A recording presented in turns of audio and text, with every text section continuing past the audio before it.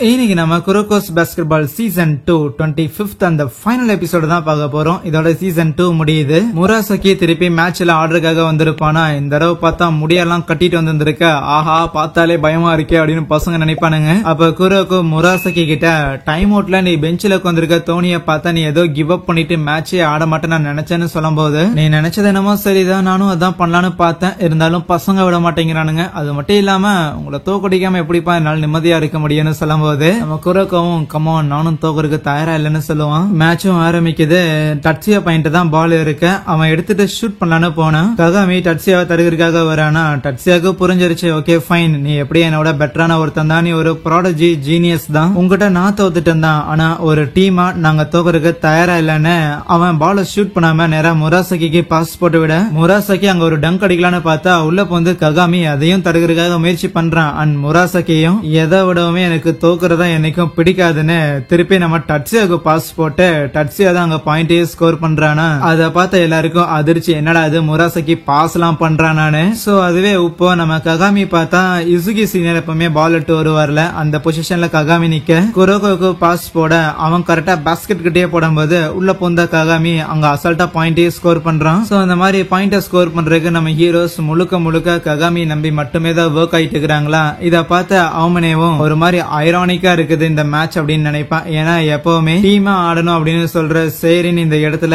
ககாமிய மட்டுமே நம்பி ஸ்கோர் பண்ணிட்டு இருக்காங்க. எப்பவுமே டிஃபென்ஸுக்கு போக்கஸ் பண்ற இந்த யோசன் ஸ்கூல் முராசகிய வந்து அஃபென்ஸுக்கே பயன்படுத்திட்டு இருக்காங்க. ஆனா இந்த ரெண்டு டீம்ல யாரு இப்ப ஜெயிக்கணும் அப்படின்னாலும் அவங்களோட டிஃபென்ஸ், ஏன்னா அஃபென்ஸுக்கு ரெண்டு பேருக்கும் ஆளுங்க இருக்கிறாங்க, டிஃபென்ஸுக்கு யாரு இருக்கிறாங்களோ அதை பொறுத்துதான் ஜெயிப்பாங்கன்னு சொல்லும் போது டைம் போயிட்டே இருக்க ரெண்டு டீமும் மாறி மாறி அங்க பாயிண்ட ஸ்கோர் பண்ணிட்டே இருப்பாங்களா. இன்னும் ஒரு நிமிஷம் தான் பாக்கி இருக்கு. அப்போ நம்ம ஹீரோஸ் அங்க ஒரு சப்ஸ்டியூட்டா மேக் பண்றாங்க. வேற யாரும் கிடையாது, எல்லாரும் எதிர்பார்த்த அதே கியோஷி பையனை தான் உள்ள இறக்குறாங்களா. யோசன் பசங்களுக்குள்ள ஒரு மாதிரி ஆச்சரியமா இருக்கும், இந்த கியோஷியை எத்தனை தடவை முராசகி மட்டம் தட்டினாலும் என்ன திருப்பி எந்திரிச்சு வரான்னு பாப்பாங்க. மிடில் ஸ்கூல்ல இருந்து எத்தனை தடவை அவனை மண்ணக்க வச்சாலும் என்ன திருப்பி வராங்கிற மாதிரிதான் முராசகியும் யோசிப்பான். இப்போதைக்கு ஒரு நிமிஷத்துக்கும் கம்மியாக தான் டைம் இருக்குது. சோ எப்படி பார்த்தாலும் யோசனை சுத்தமாவே ஸ்கோர் பண்ண விடாம நம்ம ஹீரோஸ் மட்டும் பாயிண்ட் ஸ்கோர் பண்ண மட்டும்தான் ஜெயிக்கிறதுக்கான எல்லா பாசிபிலிட்டியும் இருக்குதுன்னு கசாமா அவன் பசங்க கிட்ட சொல்லிட்டு இருக்க.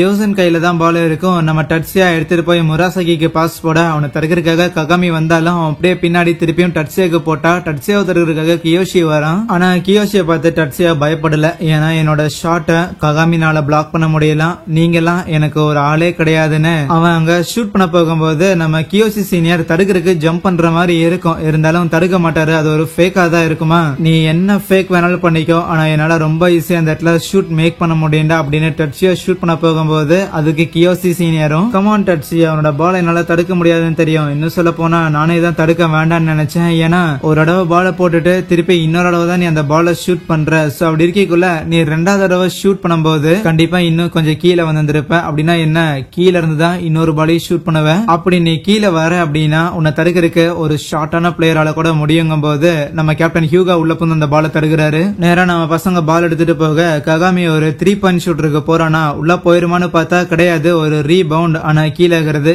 Kiyoshi senior. மத்தவங்க எடுக்கிறதுக்கு முன்னாடி அசால்ட்டா அந்த பாலை ஸ்டீல் பண்ணி ஹியூகா கிட்ட போட அவரை ஈஸியா அங்க பாயிண்டே மேக் பண்றாரு. இன்னும் ஒரே பாயிண்ட் டிஃபரன்ஸ் தான் இருக்கு, 20 செகண்ட் டைம் மிச்சம் இருக்கு. அவங்களால இன்னும் ஒரு ஷாட் மேக் பண்ண முடிஞ்சா மட்டும்தான் அவங்களால இந்த மேட்சை ஜெயிக்க முடியுங்கிறது அவமனேவும் யோசிக்க, யோசனோட பசங்க கிட்ட தான் பால் இருக்கும். நேரா முராசகி கிட்ட பாஸ் பண்ணி அவன் தான் அங்க பாயிண்ட் ஸ்கோர் பண்ற மாதிரி இருக்கு. ககாமி உள்ள புந்து அதை தடுக்க முயற்சி பண்ணுவானா, இருந்தாலும் முராசகியோட ஸ்ட்ரென்த்ங்கிறது ஓவர்வெல்மிங்கா இருக்கும், விட்டா அவன் தான் பாயிண்ட் ஸ்கோர் பண்ற மாதிரி தெரிய அப்ப கியோஷி சீனியர் பின்னாடி வந்து பேக்ல சப்போர்ட் கொடுக்கறாரு. ரெண்டு பேரும் ஒன்னா சேர்ந்து முராசகி கையில இருந்து பால தள்ளி விட அப்புறம் பசங்க எடுத்துட்டு போய் ஸ்கோர் பண்ணலான்னு பார்த்தா அதுக்கு முன்னாடியே அந்த முராசகி அவ்வளோ வேகமா பேய் மாதிரி வேகமா வந்து நிக்கிறான். அத பாக்குற பசங்களுக்கு புரியுது, ஆஹா சூப்பர், இந்த முராசகியையும் ஜோன்ல என்டர் ஆயிருக்கானா அப்படின்னா கண்டிப்பா அவனால ககாமி தடுக்க முடியும், ஏன்னா ககாமி ரொம்ப நேரம் ஜோன்ல இருக்கிறங்காட்டி அவன் டயர்டா இருந்திருப்பான்னு நினைச்சான். அதே மாதிரிதான் ககாமியோட பாடியும் இருக்கும், இருந்தாலும் இன்னும் ஒரு சில நொடிகள் மட்டும்தான் இருக்கு, அது வரைக்கும் தாக்கு பிடிச்சா போதும், கடைசி ஒரு செகண்ட் இருக்கிற வரைக்கும் போதுமானதுன்னு ககாமி பாஸ்கெட் கிட்ட போகாமலே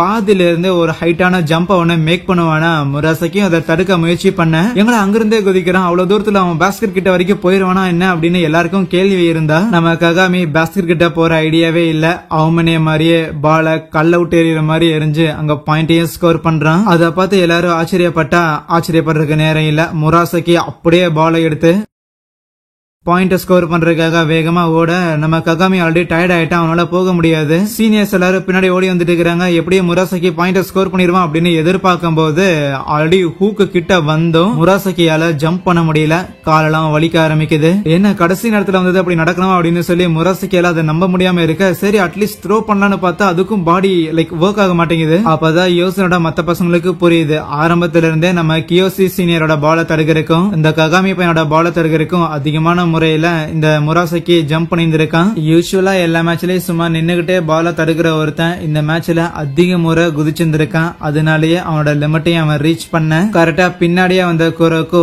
அசால்ட்டா குதிச்சு அந்த பாலையும் தட்டி விட்டு கரெக்டா டைமும் முடியுது. நம்ம ஹீரோஸ் யோசன் ஸ்கூல தோக்கடிக்கிறாங்க. மேட்ச பார்த்திருந்த ரியோட்டாக்கு ரொம்ப ஹாப்பி. ஏன்னா குரோக்கு கடைசி நேரத்துல அவன் தான் முராசகிய தடுக்கணும் அப்படின்னு சொல்லி வேகமா பின்னாடி ஓடி வந்திருப்பான். ஏன்னா மைண்ட்ல ஒரு ஐடியா இருந்திருக்கு, ஸ்டார்டிங்ல இருந்து முராசகி ஆடினதுல வச்சு பார்த்தா கண்டிப்பா அவன் டயர்ட் ஆகுவான், அங்க ஹெசிடேட் பண்ணுவான். அப்போ நமக்கு சான்ஸ் இருந்தால் நம்ம அதை போய் தடுக்கலான்னு. அந்த சான்ஸும் இருந்துச்சு, தடுத்து ஜெயிக்கவும் செஞ்சிருக்காங்க. பிளேயர்ஸ் எல்லாரும் ஹேண்ட் ஷேக் பண்ணிட்டு இருக்கும் போது அப்போ டட்சியாவும் ககாமிட்ட ஓகே நீ என்ன தோக்கடிச்சிருக்க அப்படின்னா என்ன, திருப்பி நம்ம ரெண்டு பேரும் என்னைக்கும் பிரதர்ஸே ஆக முடியாதுன்னு பேசிட்டு இருப்பானுங்களா. அதுவே கியோசி சீனியர் முராசகி கிட்ட ஓகே மாமி இன்னொரு மேட்ச் போட்டுக்கலாம் அப்படின்னு சொன்னா ஒன்னும் தேவை கிடையாது, அது மட்டும் இல்லாம இன்னொரு மேட்ச் அதெல்லாம் நடக்கும் போறது இல்ல, ஏன்னா இதோட நான் பாஸ்கெட் பாலே விட்டுறேன், எனக்கு போர் அடிக்குதுப்பா அப்படின்னு சொல்லிட்டு இருப்பானா. உண்மையாலுமே பாஸ்கெட் பால் குவிட் பண்ண போறானா அப்படின்னு ககாமி கேட்டதுக்கு அதுக்கு குரோக்கோவும் வாய்ப்பே கிடையாது, எனக்கு தெரிஞ்சு அவனும் அந்த அளவுக்கு பாஸ்கெட் பால ஹேட் பண்ற ஒரு ஆள் மாதிரி தெரியலன்னு சொல்ல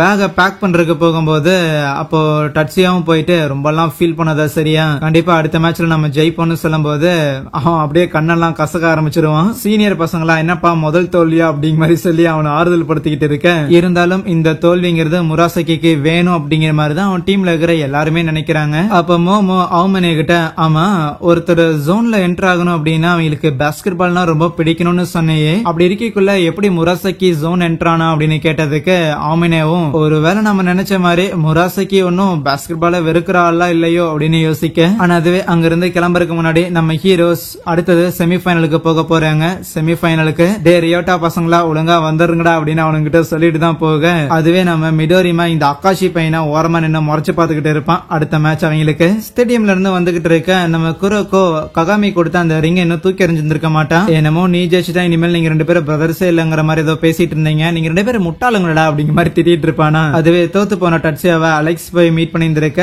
அதுக்கு அலெக்ஸுமே பரவாயில்ல என் ஸ்டூடெண்ட்ஸ் ரெண்டு பேரும் எந்த மாதிரி மேட்ச் ஆடுறாங்கன்னு பாக்குறதுக்காக வந்தேன், இந்த மேட்ச் ரொம்பவே இன்ட்ரெஸ்டிங்கா இருந்துச்சுன்னு சொல்லும் போது டட்சியா அலெக்ஸ் கிட்ட மன்னிப்பு கேட்கிறான், உங்ககிட்ட அப்படி ஓவரா வாய் விட்டுருக்க கூடாது மன்னிச்சுக்கோன்னு. அவங்களும் அதை பெருசா எடுத்துக்கல, இந்த மாதிரி ஏகப்பட்ட பிளேயர்ஸ் நான் பாத்துட்டேன், எல்லாரும் இந்த மாதிரி ரியாக்ட் பண்ண ஆளுங்க தான் அப்படிங்கிற மாதிரி யோசிக்கிறாங்க. அதுவே ககாமியும் குரோக்கோ கையில இருக்கிற ரிங்க வாங்கிட்டு எங்கேயோ ரன்னிங்ல போக அங்கே இந்த ஒரு எபிசோடையும் முடிக்கிறாங்க.